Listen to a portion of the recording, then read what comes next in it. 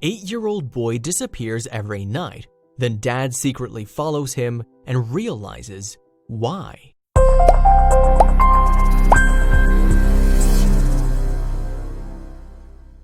When he began to notice that his son was taking longer than usual to come home after school, Barry knew something was up.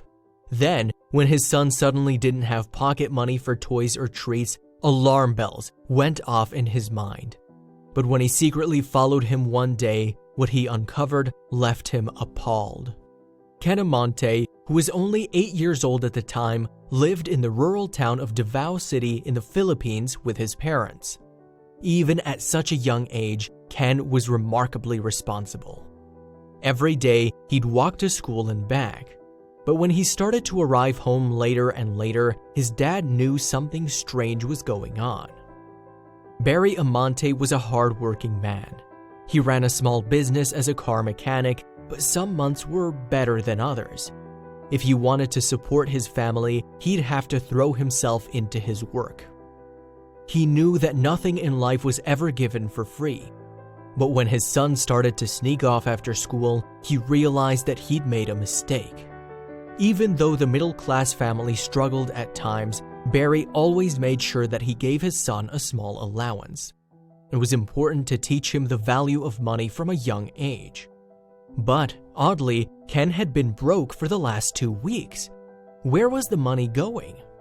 When Barry discovered what his son was spending his pocket money on, he set off a chain of events that would change their lives forever. After 2 weeks of his son's odd behavior, Barry's curiosity was killing him. Enough was enough. Today, he had slyly left the garage door open while he worked so that he could monitor exactly when Ken came home. But he was slightly disappointed when he saw his son walking down the drive, right on time. He watched the boy quietly open the gate and rush inside. Just 10 minutes later, though, he reappeared. Ken began to walk back down the road, and Barry noted that he still had his school backpack on his shoulders. But why? The way it was sagging told the eagle-eyed dad that it was empty. After giving Ken a small head start, he began to follow him. When the boy walked into the local grocery store, the curious dad watched from a distance and waited for him to reappear. When he did, that suspicious backpack was bulging. Then, Ken took a left turn and continued walking down the road. The corner cafes gave way to pawn shops, scrap yards, and liquor stores as he walked further and further into the bad part of the neighborhood. Barry's suspicions were running wild as he followed him. This was definitely no place for an 8-year-old boy. When Ken turned into a side road, Barry followed closely behind, carefully staying out of sight. He peered around the corner and was bewildered to see his son standing in the middle of the empty road. He watched the boy slowly lower himself into a crouching position. Then, he pulled something out of his backpack. Barry watched, mystified. What was he doing? Then, he heard a low noise and saw a movement in the bushes on either side of the road. Suddenly, 3 animals loped out from their hiding places. They skittered and circled around the crouching boy. Barry didn't know what to make of what he was seeing, but suddenly the spell was broken. His instincts kicked in and he began to run. Barry reached Ken and began to chase the pack of dogs away, but then he understood. On the ground were disposable plates and cans of dog food. The poor stray dogs weren't in the best condition. They were clearly malnourished and had patches of hair missing.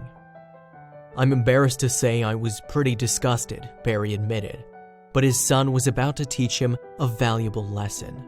The pups, who Ken had named Brownie, Whitey, and Blackie, happily tucked into their food, tails wagging. Ken looked up to see his dad's stern face. He owed him an explanation. The little boy came clean, explaining that he had used his pocket money to buy as much dog food as he could. Every day for 2 weeks, he had come to this spot to feed the stray dogs. Barry was awestruck. He knew he had to share what he had witnessed. In February 2014, Barry snapped the now famous picture of his son feeding the strays and posted it on Reddit. where it soon caught the attention of animal lovers around the world. "My son changed my perspective entirely," he wrote. He was touched by his son's selfless actions, but he was also concerned for Ken's health. So the father and son reached a compromise. As the dogs are strays, Barry was worried that they carried diseases such as mange. He told his son that he would buy the food for the dogs on the street on one occasion. Ken would have to go for a rabies vaccine and carry disinfectant in his backpack. Meanwhile, Barry's post on Reddit was gaining traction. The father and son could never have anticipated the world's response. When Ken told his dad that his dream was eventually to open an animal shelter to look after the neglected animals living on the streets of Davao, Barry laughed at his son's extraordinary ambitions. He gently explained that it would take a lot of money and 20 years before Ken's dream could become a reality. But then, the internet stepped in. After seeing the incredible response to his Reddit post, Barry decided to create a website for Ken, named Happy Animals Club. He also allowed Ken to bring Blackie, Whitey, and Brownie home to take care for them, and soon they were running a small shelter from their garage. Barry helped Ken post updates on his website, and the response was phenomenal. "I love animals.